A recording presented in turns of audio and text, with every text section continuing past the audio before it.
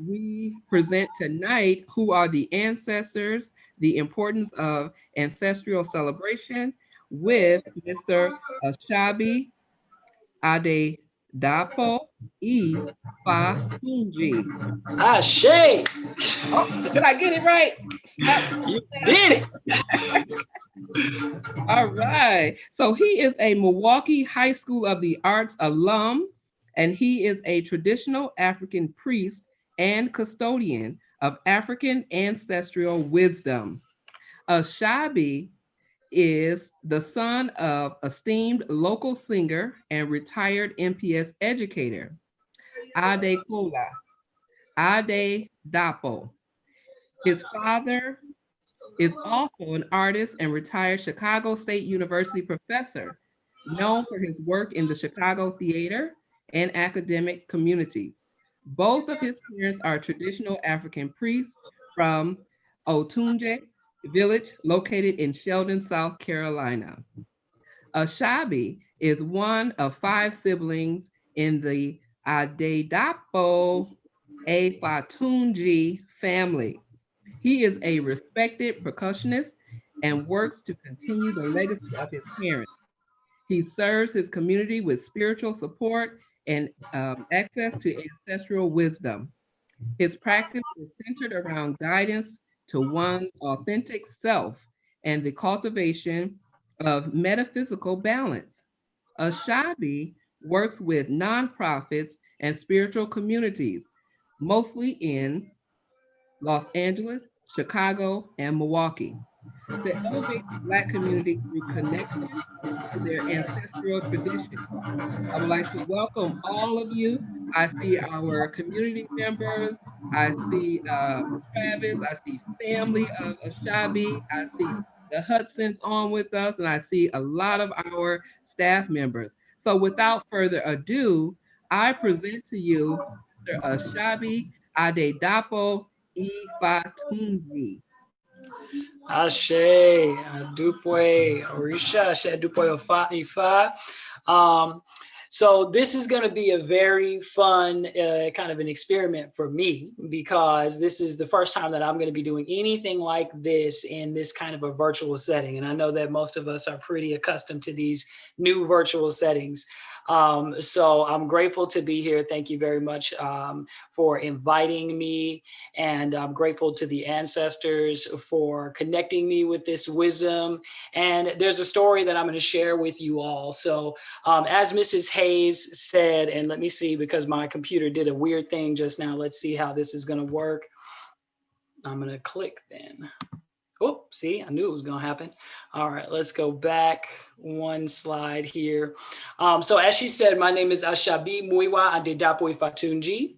I am a traditional African priest in the lineage that goes through Oyotunji, which you'll learn a little bit more about today, through to Ife, which is the spiritual capital of the Yoruba people here. And I am an Obatala priest. And I'm an Egungun priest. And the Egungun priests in our traditions are specifically tasked with connecting us to our ancestors and lifting our ancestors up into the heavens with the families as people make transitions, and then in annual celebrations of the Ijo Egungun, which we'll talk more about here shortly. So my focus today will be on the ancestral traditions of the Yorubas. And we're going to talk a little bit about the way that this kind of story came to be, because it's very unique for me. And ancestral traditions are very challenging to understand sometimes, I think, because there's a very large disconnect, which we'll discuss a little bit in detail today. So my goal today is really to kind of invite the curiosity of anyone who's chosen to participate. And I'm going to lay out some basic understanding because there's such a vast way that things can go. We can go in so many different directions with this in terms of understanding how much wisdom there is and in the ways that we can interact with it. But I'm going to stay focused because of the time of the year and what is being learned currently at MLK and what the focus of ancestral traditions are in different cultures, including including the Yoruba culture. But there's a lot more to consider out of West and Central Africa, where most of the descendants of slaves here in the United States, where their ancestry truly lies. So we'll talk a little bit deeper about that. I'm going to lay out some basics, and then at the end of the presentation, I'm going to open up so that we can have a discussion, and then we can answer questions. I don't plan to put anybody on the spot, but I have the good fortune of having my mother and father, who are decades-long ancestral priests, here today, and so maybe they'll take part in our discussion after the fact. Typically, I like to engage in these types of topics in a more conversational manner. I like to be in the room, and I like to lead at the curiosity, or lead from the curiosity of the folks that are kind of learning these things and interested in taking back this knowledge. So I'm going to introduce a little bit more of kind of my background. Oh, I'm going backwards now. I apologize. There we go. So we kind of talked a little bit about this in the introduction that Mrs. Hayes gave. But my mother, who is an Ifa priestess, a Shango priestess, is one of the founding priests of the Oyotunji village in South Carolina. And what is something that I have the very good fortune to report is she has been an educator in this space. She's been an MPS. We talked about that. She's been a storyteller for years and years and years. And so I'm going to take a page out of Yeye's book today, and I'm going to be kind of focusing on what information I want to share in a little bit of a storytelling, right? So that we can make sure we have a really clear understanding of where we come from, which is really the whole point of ancestral wisdom. So Yeye has been a jazz singer for years. Many people that are here most likely have interacted with her because she's the socialite, and she's a key figure in bringing the wisdom to the community, specifically the Black communities and those individuals that were disconnected from their ancestry through slavery, which we'll talk more about here shortly. And then I also have the good fortune of being the son of Baba Shangodini Ifatunji, who is an Ifa Awo, who presides over Ile Ifa Jalumi, which is his temple in Chicago, where I was initiated and where I became an Obatala priest, an Egungun priest, and where I trained and practiced for years. And then also my godfather is pictured here next to him, Baba Ifawole Fagunwa.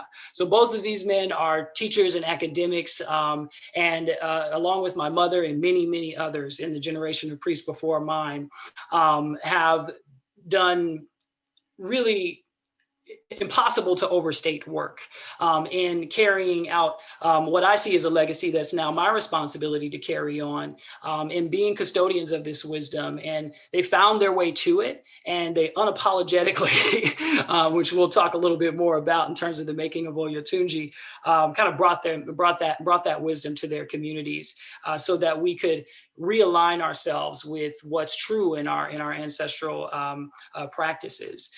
So with that, let us talk a little bit about where the story begins. So our story begins in Western and Central Africa. So this map is designed to kind of give some markers of what things look like today, so you have an idea of some of the relation, and then some of the empires that were there pre-slavery, right? So pre-15th century, when colonization really started to, kind of kick off in West and Central Africa. So some of the important aspects of what we're going to talk about today are that the descendants that are here in the United States, the vast majority of them are from this exact area. And in the Southwest Bank in Nigeria, the Yoruba people are one of the largest tribes there. And what we know is that for centuries and centuries, we were, very much so disconnected through the process of slavery, but our traditions found these very interesting ways of reemerging and living on, which we'll kind of dive in a little bit more here. But one of the key things is that when we talk about in our education, and I know from my experience, ancestry, we talk a lot about European ancestry, and in many other cultures, ancestries, Mexican and so on and so forth, Latino cultures, but we are we're not really starting in the right place in most cases. I know this may not be true necessarily at MLK because the history there is very strong of making sure that we're connected with our wisdom. And so that's why I'm really grateful to be doing this with you guys today. But we're not always connected to our specific understanding of where we're from as Black Americans. We get to learn about slavery, and for a lot of us, that's where our ancestry begins until we go and search for more knowledge and learn a little bit more. So that's why I want to be very clear that the story for African ancestry, especially for Black Africans here in the United States, really begins here. So the figure that we're going to be focused on and the ancestry that we're going to be focused on begins with a person whose name is Oduduwa. And Oduduwa was the progenitor or the father of the Yoruba people. And you can see this is a sculpture that is dated back to, I think, the 12th or 13th century. And there were robust civilizations in this area before colonization and the transatlantic slave trade. So the cultures that we come from, the ancestries that we come from are not new. They're centuries and centuries and centuries old. And they're represented by some very, the best word I can think of would just be robust and beautiful culture. So Oduduwa was the owner of the Oni of Ife, who is the traditional ruler of Ife. So there's a system of Obas that we'll talk a little bit more about, who are the leaders of our traditional practices. And the Oni of Ife is at the top of that particular system. So I'll talk a little bit more about this here in a few moments, but this is something that can be easily compared for your understanding of how this system operates to the way that the Pope and the cardinals and the bishops and everything are kind of organized in the Catholic Church. So Oduduwa ruled in the 12th century, and Oduduwa's lineage went on to kind of establish the dominance of the Yoruba people through different royal clans throughout the states in Nigeria. So the Yorubas are one of the most dominant tribes there in the West Bank of Nigeria. And unfortunately, a lot of the slaves that were taken, a lot of the African humans, I should say, that were taken, they were taken from this particular area, and the Yoruba people are very much so well represented in the biology of Black Africans that are here in the United States as a result of slavery. So what we're going to talk about next is what happened after that. So the next part of our story is that we were taken. And so most people know about this part, right? The transatlantic slave trade is well documented. And we were taken to many different aspects of the world that were absolutely foreign to us. And I say we because in our traditions, we are the ancestors and the ancestors are us. So I'm always connecting myself to my ancestors, even those that were unfortunately brutalized through the process of slavery. So let me go back a little bit here to my notes.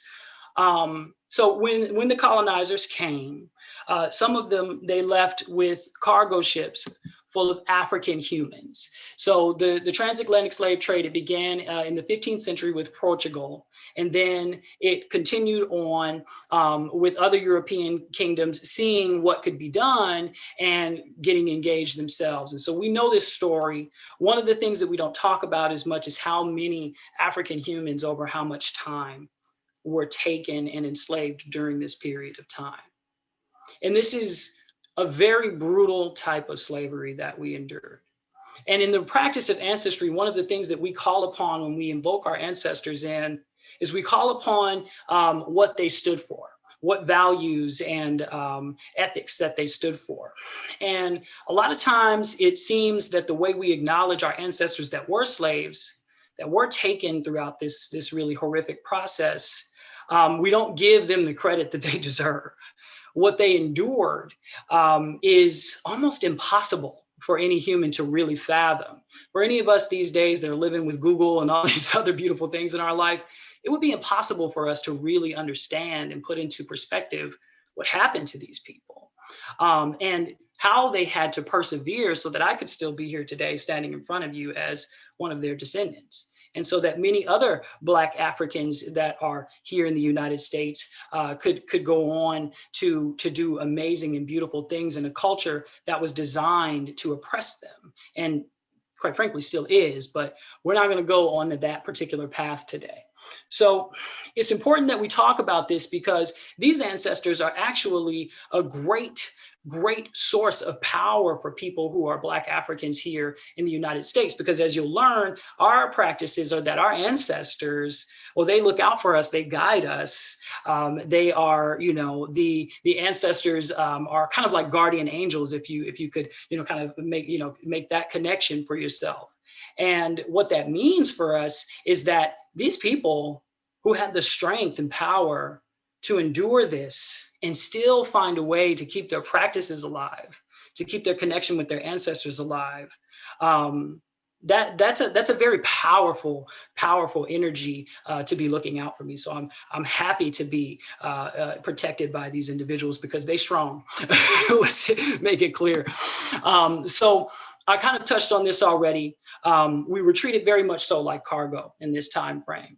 And I'm very unapologetic in the way in which I speak about this, because I don't think that we really take enough time these days. We go, oh, we learned about this. This is a thing. We know about this. Yeah, they've been talking about this for years and years and years. But we suffered this for centuries. And you can't really put into perspective the difference of what it's like to be a subjugated or oppressed people that's completely disconnected from your ancestry, because most other cultures that experience subjugation like slavery didn't necessarily lose that link. So as we talk more about what's important in slavery, it's important to understand that these particular things that happened to us, we completely lost our way of life. Our way of life was just gone like that. And we were cargo. We were not in any way, shape, or form able to acknowledge our ancestors. We weren't able to connect with them, learn about them, or anything. We weren't able to read, write. We were under some of the strictest oppression that ever existed on this planet. And this is different in certain areas, which I should kind of note here. There are certain areas where we actually were able to keep our traditions alive. So many people in the Latin community are familiar with the practices of the Santero, Santeria. And this is a practice that evolved because the priests and priestesses that were taken through slavery that ended up in some of our South American cultures and our neighboring countries, they came up with a very innovative solution. They knew that they needed to continue celebrating and continue on their traditions. And what they did is they would take, in building a church, as they were the builders of the church themselves, they would take a pane glass that was for some patron saint, and then behind it put a shrine to one of the Orisha, so that they could continue practicing. And so their practices evolved to take on this kind of side-by-side or mirror to Catholicism, so that their traditions could be kept. But again, they were managed differently than slaves that were here in the United States. Our connection was completely cut. And we did find ways, and the way that the churches operate today, there are a lot of different connections that we can make in the way that, singing and chanting and things like that are represented in a lot of the churches in the Black community today. That's something that came from our traditions, as we'll learn here. Some of those origins will be touched on.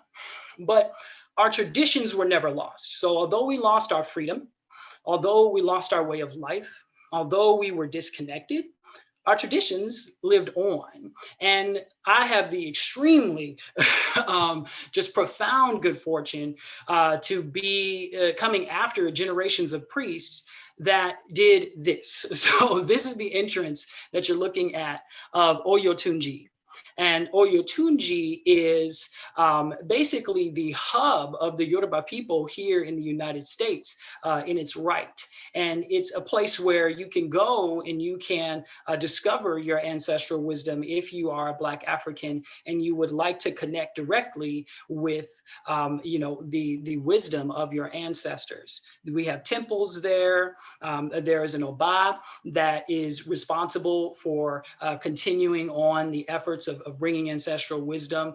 And then there's a system of temples throughout this entire country that are possible because of the work that was done at Oyotunji in the early 70s and quite frankly, before that.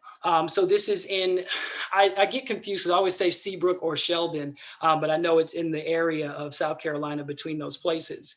But it's important to know what Oyotunji means. So Oyotunji is actually a term that means the continuation or the reincarnation or the return of Oyo. So Oyo is actually for all intents and purposes, the political capital of the Yoruba people in Nigeria. So we have Ife, where the Oni, the traditional ruler of the Yorubas, presides. And then we have Oyo, where there is another Oba, the Alafin of Oyo, who is also responsible for traditional rules and carrying on our legacy. And Oyotunji is that here in the United States for the people that were taken from those places so that we have a place to go. So this was actually established in 1970 by His Royal Highness Oba Efuntola Osejiman Adelabu Adifumi Ikini Ibaara Toru Kaukabiesi. So I said a lot there.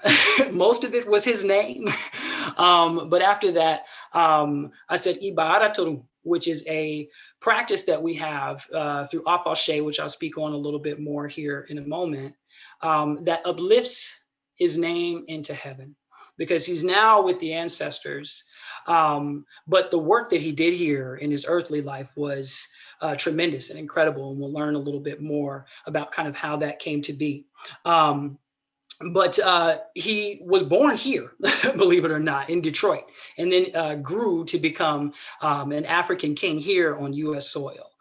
So he has an incredible story, and I invite people to learn more about it. I'm not going to focus too much on Oba Difumi Ikini, but I do want to share a little bit about kind of what his work was to help us to reclaim our ancestry here.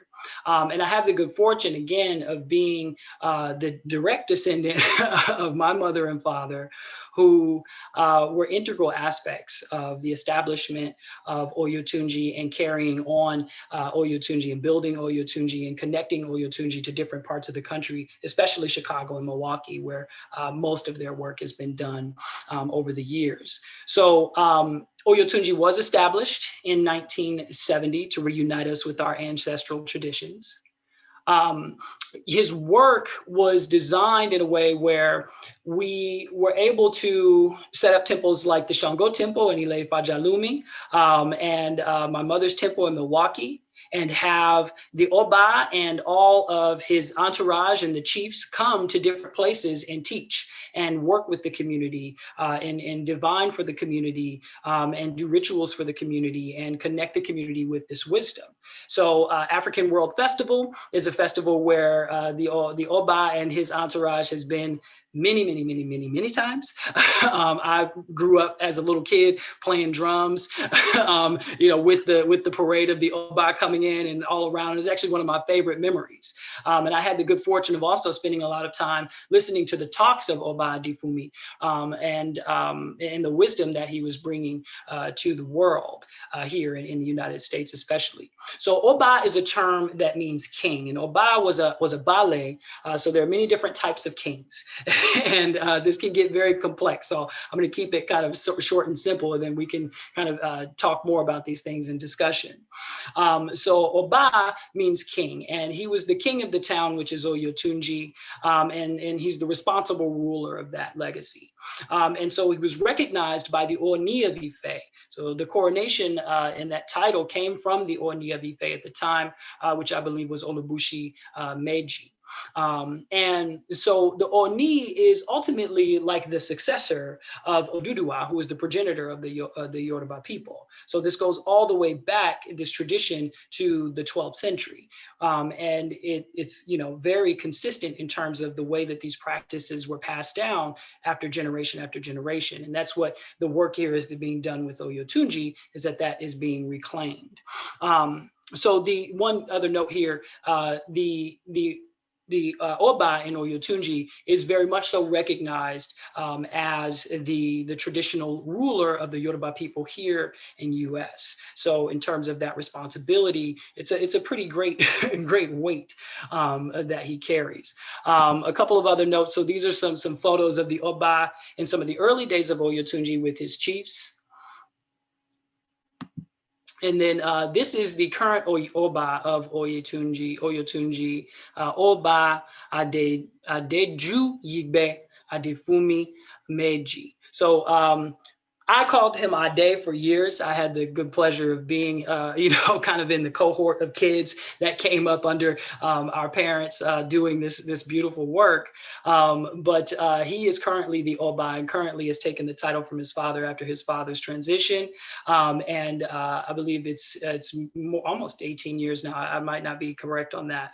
But Oyotunji is still very much so a robust aspect of the spiritual community for the Yoruba people here. And Adefumi Meji is carrying on that work of his father and kind of trying to rebuild a new community around Pan-Africanism here in the United States. So there's a lot of great work, and I encourage everybody to research Oyotunji more and what they're doing now and what they've done, because it's a great history and it's a very unique history. And one other Oba that I want to recognize while we're kind of talking about the system is the current Oni of Ife, Oba Adeyeye Enitan Babatunde Ogunwusi Ojaja Meji. So this Oni is now responsible for the major weight that we've been kind of talking about that's been passed down from Oduduwa for generations to generation to generation. So the cultures that we're talking about a lot of times get this kind of understanding from people that it's then and not now. But it's very much so now. So I want to impress upon people that it's very much so now, down from the Oni down to individuals like myself who are working in the community on a day-to-day basis to ensure that everyone has this wisdom. So let's jump a little bit deeper into what we came here today to really kind of be honed in on and talk about. And before I do that, I'm going to take a quick sip of water. So in this picture, you see my father, the Alagba of the Egungun Society in Chicago at Ileifa Jalumi. And then you also see Chief Ajamu, as I had known him, Chief Ifamuiwa Ajamu of Oyotunji, Ibaratru. He's no longer with us. He's with the ancestors now, but guides us still. And these two folks are very integral in what brought this particular practice of ancestral celebration, which is one of the central aspects of the Yoruba traditions, to the priests and practitioners that were coming out of Oyotunji and throughout the United States. So the installment and establishment of an Egungun society in different aspects of the country, but specifically in Chicago, gave us the opportunity to connect the community through song and dance and jubilation, and a beautiful display of what your ancestry can look like, what your ancestry is. And so in this, you see an Agan pictured or an Egungun pictured, and I'll talk a little bit more in a moment of what exactly that is. But I just wanted to kind of recognize that Chief Ajamu was, as my father tells it, kind of the major pusher behind being very, very focused on having the Egungun society available to the community so that we could begin to celebrate our ancestors appropriately. So let's talk a little bit about what the Egungun society is. So the Egungun society is a society of priests, Egungun priests, that are responsible, as I kind of indicated earlier on, for different ceremonies and rituals and rites, and kind of custodians of different wisdom that allows us to celebrate the ancestors appropriately, and invoke our connection to the ancestors. So it's got a few specific components. The Alagba would be the masculine, kind of leader of this particular group, and the Iagam would be the feminine leader of this particular group. And there's always in ancestral wisdom out of the Yoruba people, there's always a delicate balance between the divine masculine and the divine feminine. It's a very important thing as you learn more about the wisdom of the Yoruba people to ensure that those two energies are in balance with one another and in check, right? So those two things have a lot of importance. So there is no egbe or grouping of priests that does not have a feminine leader and a masculine leader at the helm. And then the Otun Alagba and the Osi Alagba, or the right and left hand of the Alagba, are other positions that are like administrative roles within the Egbe. Egbe is ultimately like a grouping of priests, and their responsibilities are to support the Alagba and Yagan in the efforts of leadership and take over in the event that the Alagba or Yagan are no longer able to carry on the work.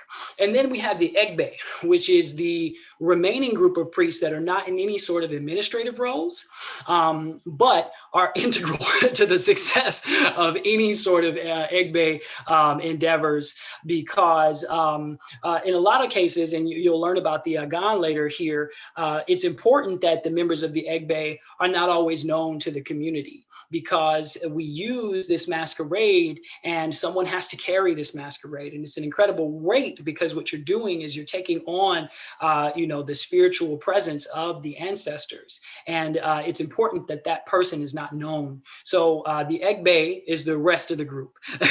And we'll leave it at that as far as the makeup of the Egungun society. But these are the custodians of the ancestral wisdom in the Yoruba people.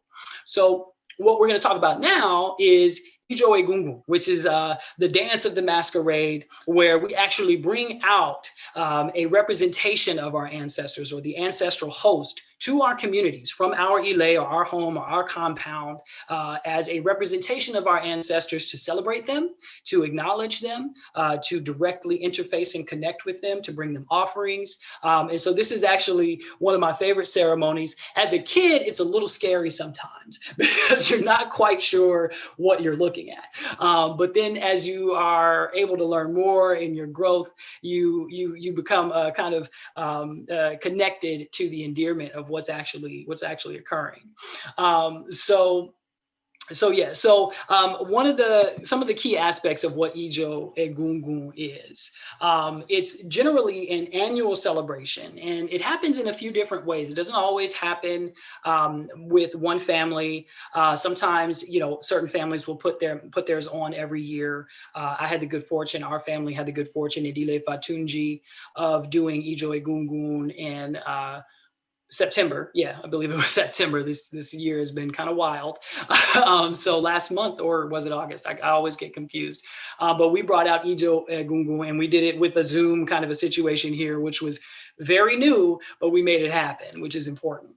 And so what's happening in Ijo Egungun is an Edile, or a family or a clan, is presenting their ancestral host, as I indicated, to their community. So the Egungun society is responsible for supporting Ediles in doing this. So you call into your, Alagba or Iagans that's in the local village, in the way that this typically plays out in our Europe, in our Nigerian spaces. And we're calling in the ancestors with very specific chants and rituals to kind of invoke that connection. And each Edile does typically maintain a ga, or a mask, which is that masquerade dress that you saw in that picture. And you'll see a few more here as we go through. And this is a very prideful aspect of Ijo Egungun. So I want to make that part very clear. Families oftentimes are very competitive in making sure that their agans are the brightest and the most beautiful, or have the most direct representation of what that clan or what that idile stands for. And you're just able to see a lot of creativity and artistry from the Yoruba cultures in this particular celebration. It involves dancing and music and all kinds of just kind of party, if you will, and a lot of offerings as well from the community and from the family to the ancestors of that Edile. So there's a lot of prestige that can go into this particular celebration as well. I think that's something to consider. You're able to really impress onto the community what your family's all about with this. And sometimes there's festivals. So a lot of times a village will put together an annual festival where everybody everybody can bring out their Egungun, and everybody can bring out the Agan, and the Egungun Society will facilitate the procession of Agan. And that is where you typically see some of the most competitive and, kind of just elaborate displays of what Ijo Egungun can take on in life. So some of the philosophy behind Ijo Egungun and the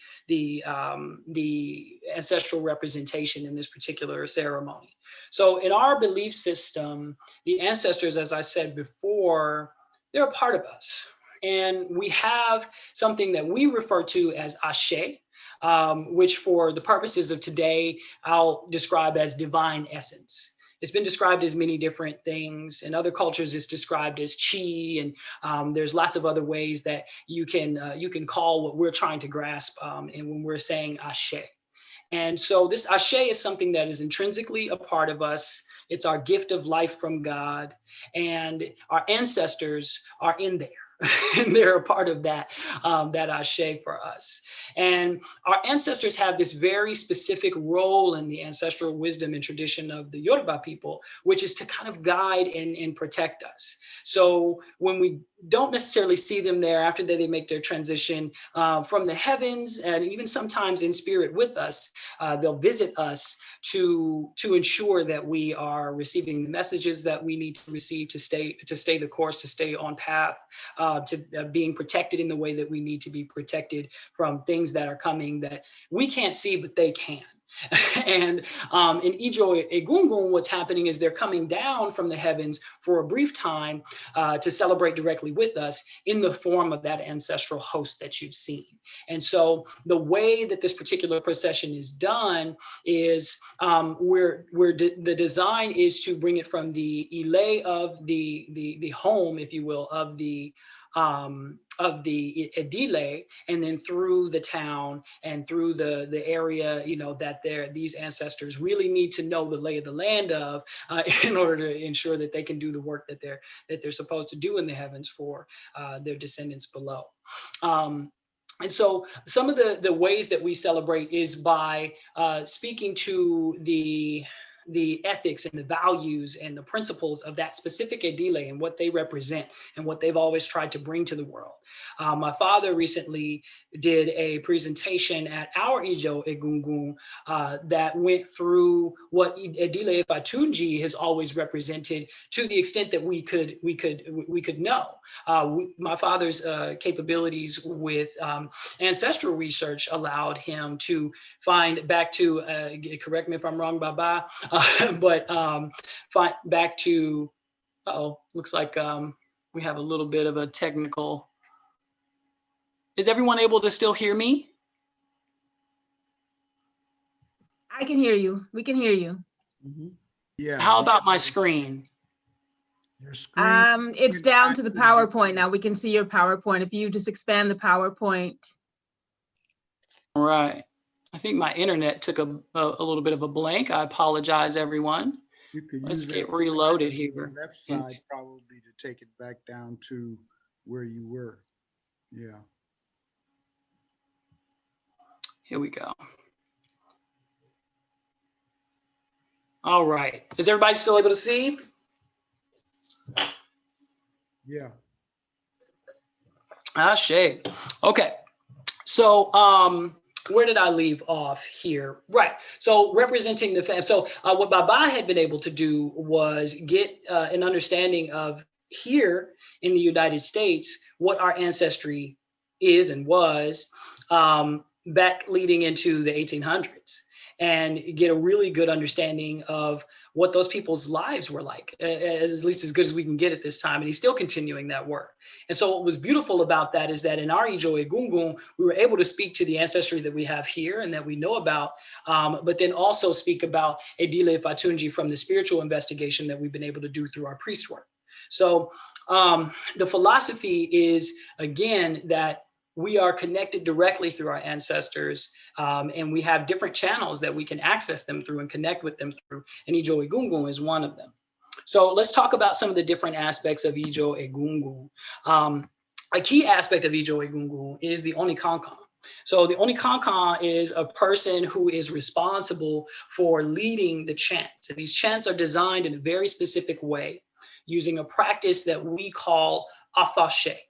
And to explain this, because not everything translates beautifully from Yoruba to English, but afashe is essentially us contributing our ashe, our power, our inner essence, through voice, through chant, through singing and invocation. We're making that contribution. And so the Onikankan is leading the community in that. The Onikankan will do a call, and then the community will respond. And we're singing these very specifically designed chants to call the ancestors from the heavens and invite them to visit us during these ceremonies and dance with us and bless us and all of these things and interface with us.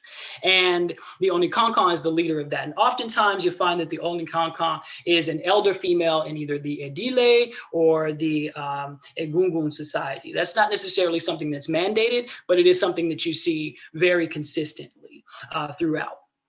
And you take another click here. So the other aspect that I want to touch on is the aga.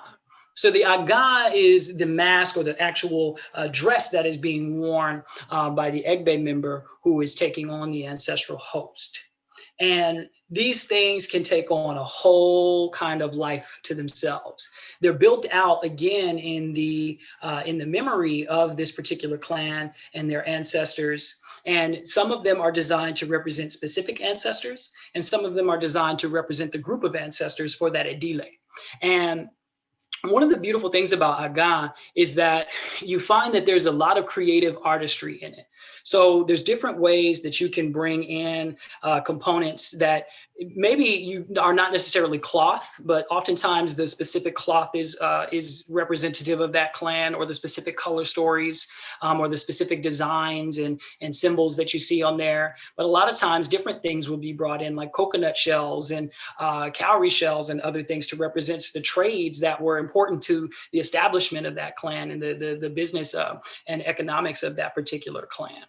And then I want to talk about the ganga.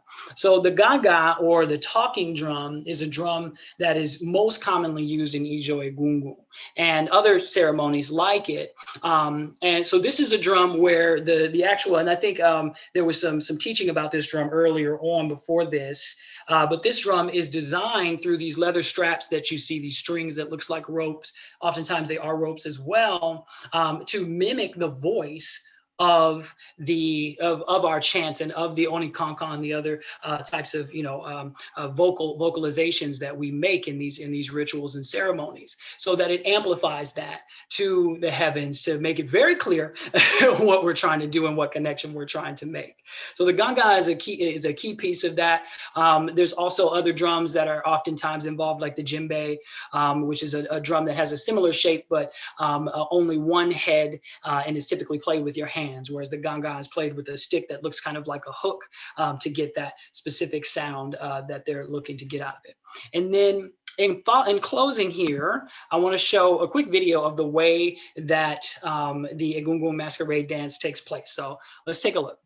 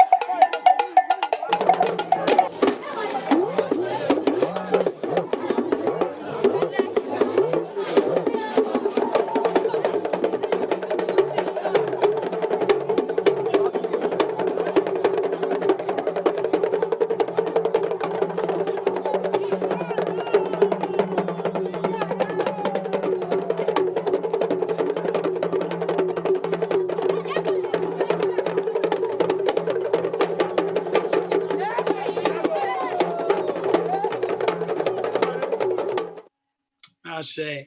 Okay. So that is the end of the presentation aspect of things. So what I want to do now is take an opportunity to have a discussion. So now that we've had the opportunity to see the layout, the basics of the understanding, I like to do what we would typically do in this situation and what I love to do, which is invite questions. And let's see exactly how our folks at MLK want to do that. Let me just double check my So area we don't have any questions in the chat right now. But I can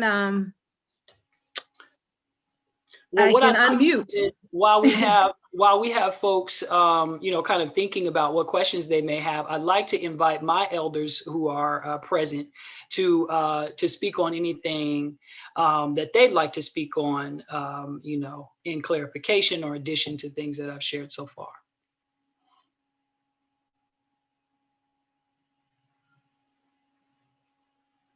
You have to unmute yourself. Okay.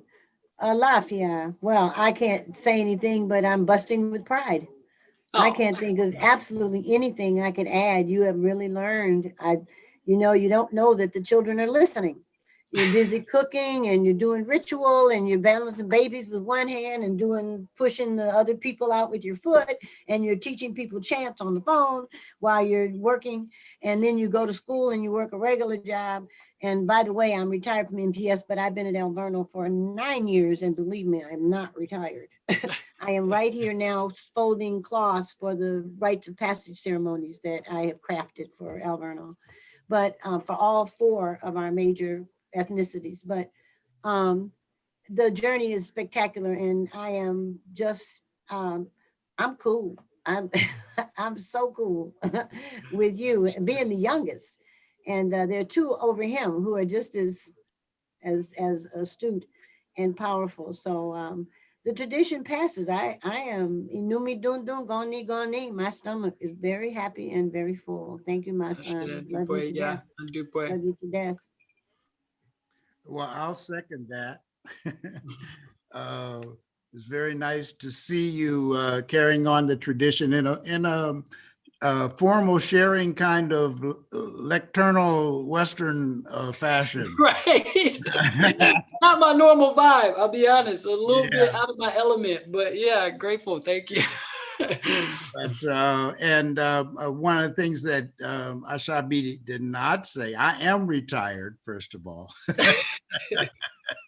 And one of the things that he did not say is that recently he was appointed to be the Otun Alagba, the office of the Alagba that I held for many years has recently been transferred to a younger generation in an effort to put them to work, you know, on another level.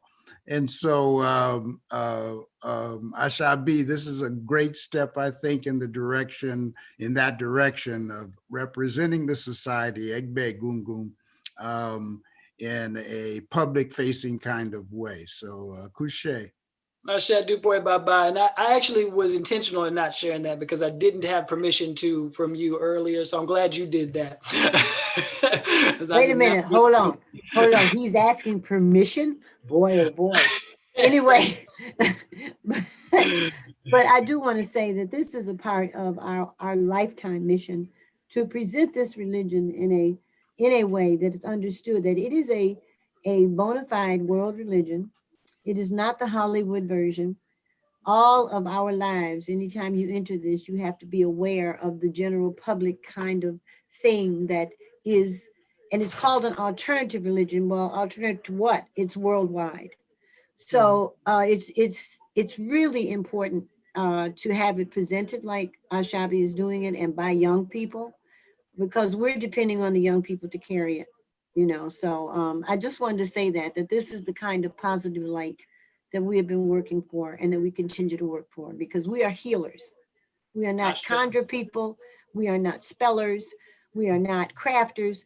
We are healers. And that is the intention of the will of the Orisha and our religious understanding of the great creator, the creator spirit. And we are not It is a misnomer to say we're polytheistic because we're centered on Olodumare. All of our energies and our Orisha and our saints, and they are attributes of God, because God got a big job. God has to balance the universe. And Jesus came to save the world, and we're really belying his name. But, you know, when I need a car, I can go to my ancestors and talk to them. Okay.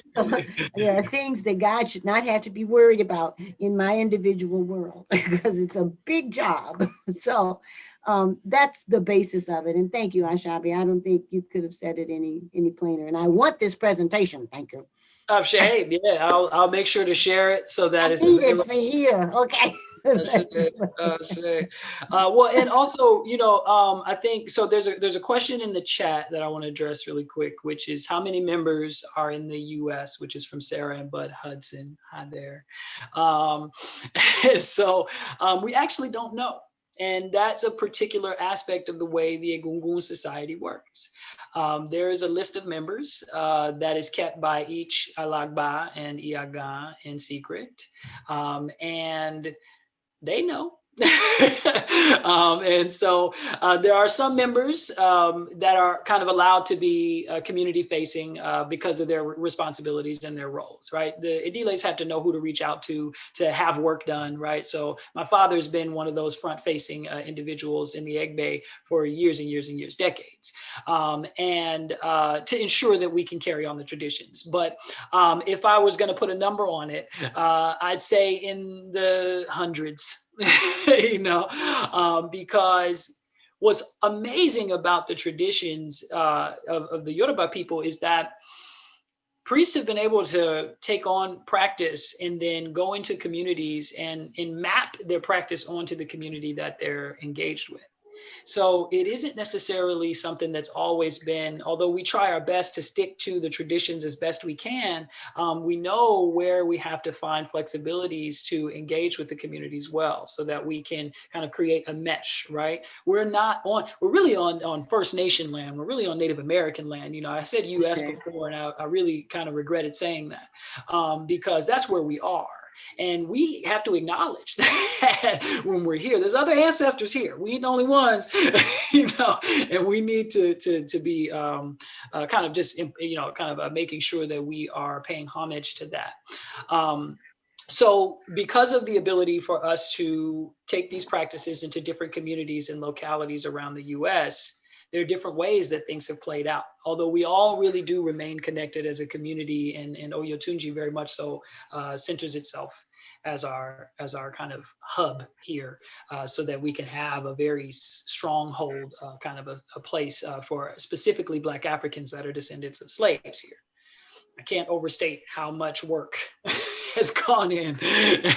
And one thing that Yeye said that I also wanted to touch on or add to is that being a temple child, as I call myself, right? A kid who grew up in the temples around these traditions, it is very different for me in the connection that I have with my ancestral wisdom, and it's apparent. I, as a kid, as a very young kid, was ready to go to school in my African attire and ready to talk about what I came from and what I could do and what my traditions were and everything. I felt empowered by being connected to my ancestry. I wasn't in any way, shape, or form feeling like, I mean, there was some times where it was like, okay, you know, I got to wear the Africans, you know, there were these every now and again, but my parents were unapologetic in many of the other priests like Iagan and Adifumi and all the chiefs in bringing this wisdom forward. There wasn't a mistake you could make about what they were doing. They were being very clear. They were very serious in what they were doing. I just checked in on that episode in 1988 of Oprah that featured the Oba and his and the royal family. This is back in '88, and there's some interesting things about the way the crowd is reacting that you can see, because this is not an easy task. To be a civil rights leader was a very challenging task, and I think that anybody in the room would agree. To do what my parents did, to do what the Oba did and the other priests did in this country, and there's no others that did this. This is a very specific kind of a lineage. It's like a one thing, you know. But to do what they did, you had to be very much so a civil rights leader in your own right. in adopting that and bringing it Thank back. you. So. Well, we should say also, though, that that particular stance for the connection of Yoruba, traditional Yoruba culture in America was one that was taken by Oba Defumi I, Iba, because there had been migrations of Yoruba traditions into the United States prior to his raising the face of this tradition. Out of Cuba during the Cuban Missile Crisis, a lot of people who practice this tradition, not a gungun, but Orisha tradition, or the tradition of the gods of the Yoruba people, they had migrated and begun to migrate into this country. And Obadefumi, who is Yamogba's, Adikola's, and my godfather, Really? was a student of some of them, but he had difficulty with a culture clash there, and found that he was unable to necessarily get the attention to that the African of North America needed. The ones who had been of our ancestors who had been enslaved. And so his public voicing of these traditions and public presentation, sort of like an outing of traditional African culture in America, It's true. became quite controversial early on. After which, however, we found that not only did the Cuban and Puerto Rican branches of the Yoruba family begin to feel more comfortable speaking out, but we also found that our brothers and sisters from West Africa, amongst the indigenous Yoruba people, found their way to America and began to teach us a lot of things and show us and practice and make themselves available. These were priests and chiefs who were unavailable prior to Abba Adefumi's raising of the banner. So wanted I like to that. put that in. And I think the raising of the banner piece is good. Oh, yes. So I just want to give some background for our visitors. For those of you who don't know, Dr. Martin Luther King Elementary is the only African-American immersion school in the state of Wisconsin. We are also a turnaround art school. And for those of you who don't know me, I'm Ms. Gales, the parent coordinator. So I just wanted to share a little bit of information about why we are presenting Who Are the Ancestors. Our scholars every morning during the school week dedicate, as well as the staff, rededicate themselves to their education, to the culture of the African-American people, and to our communities throughout Milwaukee and beyond.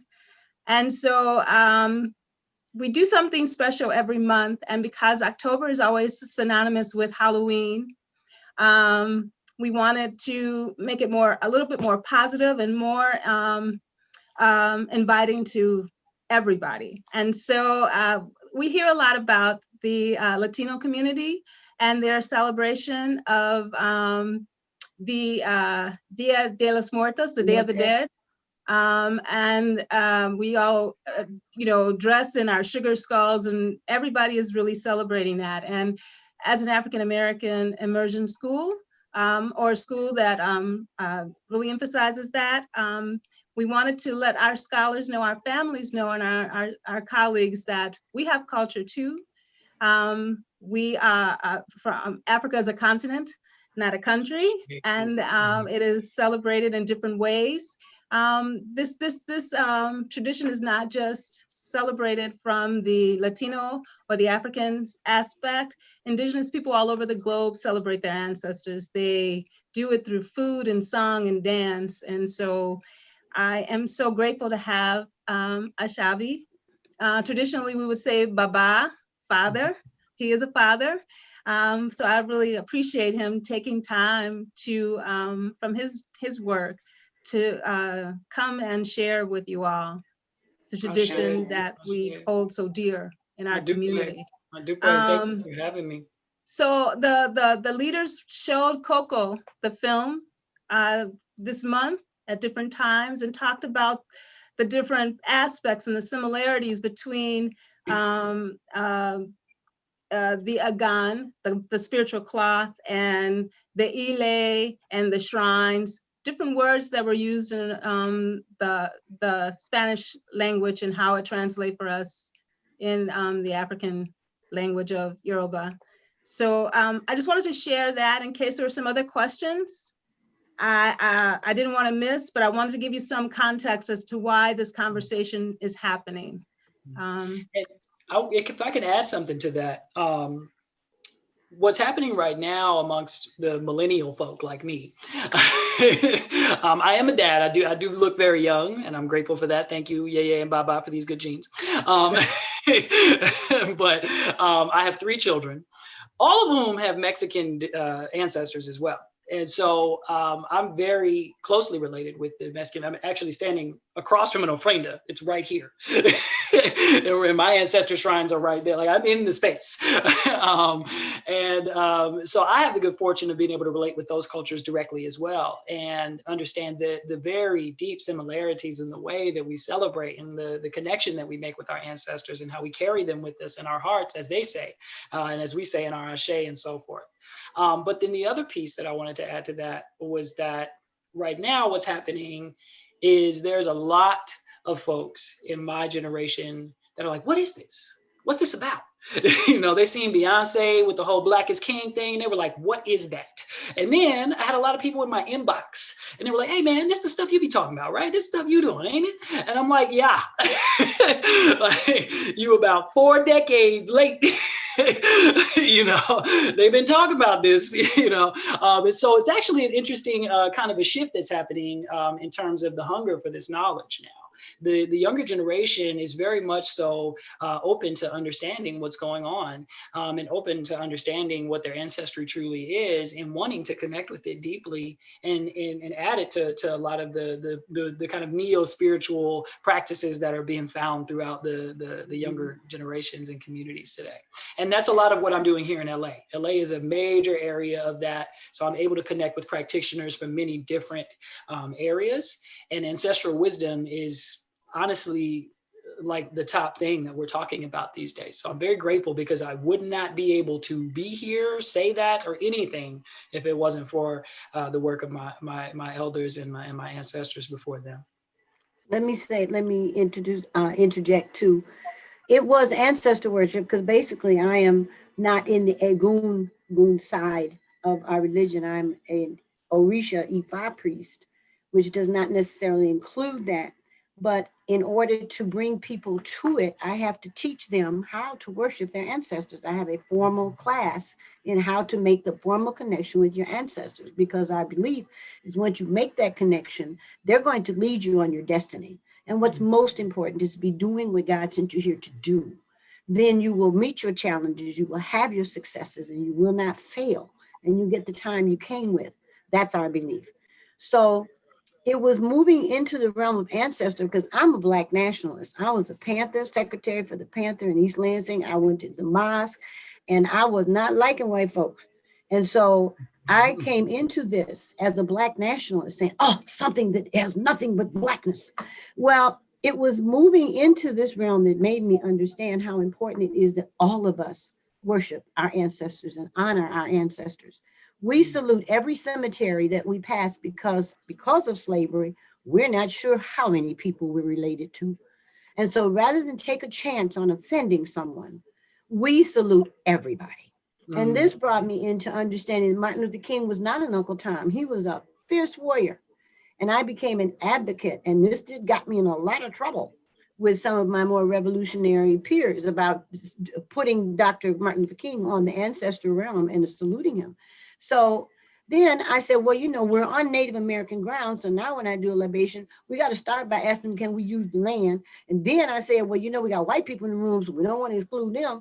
And we got Mexican people. And right now it's all that kind of time. So Asian folks, so what we're going to do is everybody count to 3, and you're going to call your last name to the top of your lungs so that our ancestors can hear us moving together. Our ancestors can pull us together because we need this more than ever.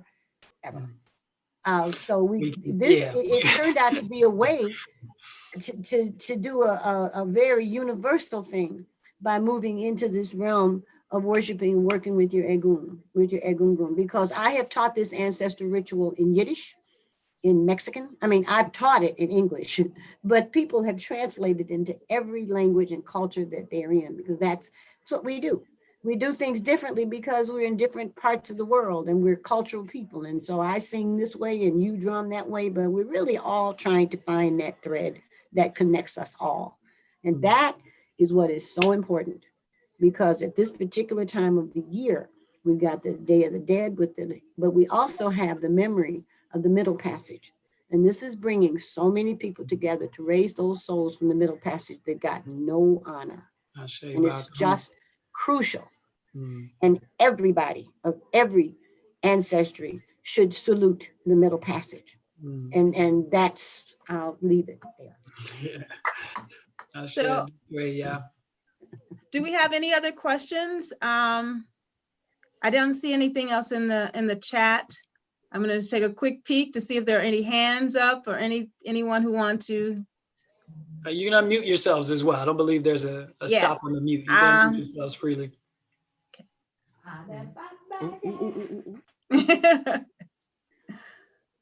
Is that Kahaya? No, he's over there. I was just going to say, as an outlier in this group, I loved what you had to say and enjoyed very much your wanting to connect with the ancestors. And we as white people also have this, and we don't do this very well. And we haven't done this very well, but this reminds me that we need to be more connected in these ways. So thank you very much. Thank you, Mrs. Hudson. And I actually will say that in the work that I'm connecting with a lot of younger generation, even the white folks who understand what their European lineage is. And this is something that I think is interesting. It's easier for them to, right? They're very easy for them to know where their parents immigrated from, or it's not as easy for me to trace my lineage back to Yoruba people. That's a very challenging task because of slavery. But most European people, and even most Mexican people here, you know, they know where they came from and they know the direct connection and how they got here. But what's great about that is I'm seeing them really start to latch on to ancestral traditions from their native lands. So places in like Nordic traditions, Icelandic traditions, and I'm interfacing with them and learning about all of these beautiful cultures where in those lands, the First Nations were European people. And they were the indigenous people of those lands. And so there are robust cultures in every single one. We don't have to leave anybody out of this. This is a thing that we all get to do. And that's a beautiful part of it. And that's one of the things that's happening amongst the community, you know, here in Los Angeles, is that we're all saying, all right, well, what's up? Where you from? Where you people from? Let's talk about it, you know? And then we just dive deeper into how you can connect to it and why you should. And I can help, but you know, once you get to a certain point, you have to talk to somebody from Iceland, you know, talk about some elves or something, you know, you have to get into their folklore and their traditions and their understandings and their wisdom. Yeah. Well, Anyone else? ask if there's any way we can get a hold of this. Absolutely. So once again, thank you so much. This was a rich conversation, and we really appreciate that. I can see and feel the love coming from your mom and your dad for you taking on this role and you really learning from them. So we really, really, really appreciate you. If there's no further questions, did you check the chat, Ms. Gales, to see if there was any other? I did. I did. Okay. And last but not least, let us give special credit to Ms. Gales. She is an excellent student. She has been such a credit. I can't even just, I'm getting teary thinking about what a credit she has been to this movement. So you are very fortunate to have one of her caliber and her abilities at your school. So, Ashe.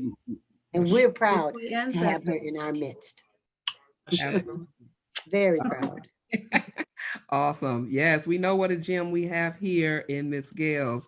And those of you that are that's joining us or joined us late, Miss Gales is our parent coordinator, and she comes up with great ideas on ways that we can bring in our African American culture. And again, I'm the proud principal of Dr. King's School, very proud of the staff and the community that we have behind us here at the school.